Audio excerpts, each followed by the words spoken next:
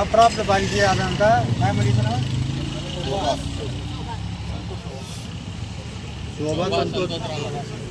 ಶೋಭಾ ಸಂತೋಷ್ ರಾನಡೆ.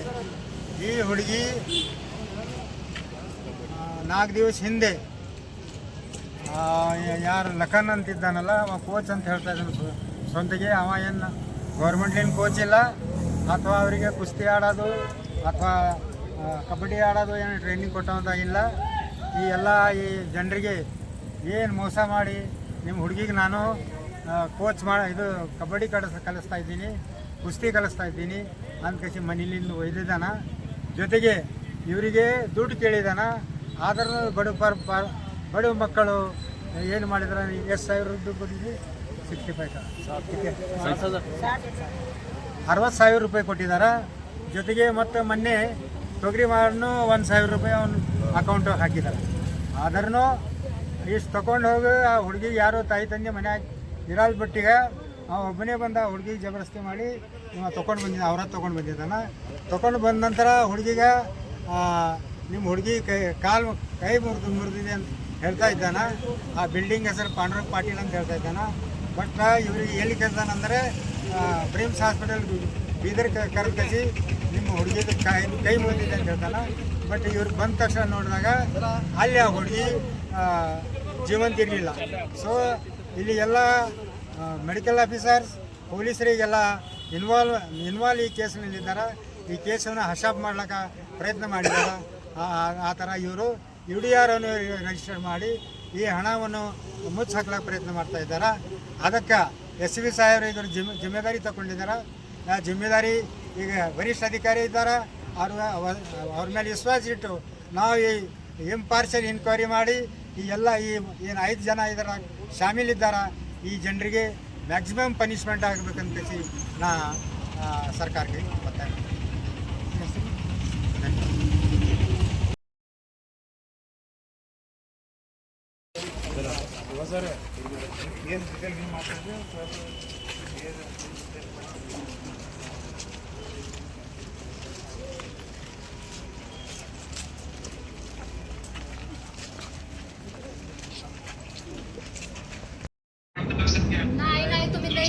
तुम्ही लई गलती केला लखन, तुम्ही लई गलती केला. तुम्ही लेकराला मला लई आणण्यात ते बोलला तुम्ही. नाही लखन लखन नाही.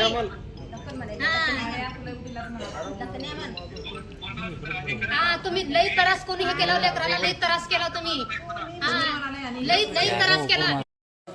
नेमाडिಯಲ್ಲಿ ದಾಖಲಿಸಬೇಕು. ಪ್ರಕರಣ ವಿಶೇಷ ತನಿಖಾ ಅಧಿಕಾರಿ ಪ್ರಾಪ್ತ ಬಾಲಿಕೆಯ ಮೇಲಿನ ಲೈಂಗಿಕ ದೌರ್ಜನ್ಯ ಕಾನೂನು ಮಾನಸಿಕ ವಿಷಯ ಎಲ್ಲ ಆಯಾಮಗಳನ್ನು ತನಿಖೆ ಮಾಡಬೇಕು. ಆರೋಪಿಯ ಮೆದುಳು ಪರೀಕ್ಷೆಯನ್ನು ಮಾಡಬೇಕಂತೆ.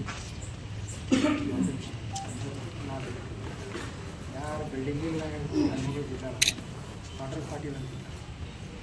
ಸೊ ಅವನಿಗೆ ಒಬ್ಬನಿಗೆ ತಂದ್ರೆ ಎಲ್ಲನೇ ಹೇಳ್ತಾರೆ ಡೀಟೇಲ್. ಈವನ್ ಅಲ್ಲಿ ಅವ್ರದ್ದಾಗ ಯಾರು ಇರ್ತಾರೆ. ಸೊ ಅವ್ರ ಮನೆಯಾಗಿದ್ದಾನೆ ಅಂತ ಹೇಳ್ತಾರೆ. ಆ್ಯಕ್ಚುಲಿ ಡೆಡ್ ಆಗಿದ್ದು ಅಲ್ಲೇ ಹುಡುಗಿ. ಇಲ್ಲಿ ಡೆಡ್ ಆಗಿದ್ದು ಹುಡುಗಿ ತಂದು ಗುರುನಾನಕ್ ಹಾಸ್ಪಿಟಲ್ ಇದೆ. ಅದು ಡೆಡ್ ಬಾಡಿ ಇದೆ ಅಂತ ವಾಪಸ್ ಕಳಿಸ್ತಾರೆ.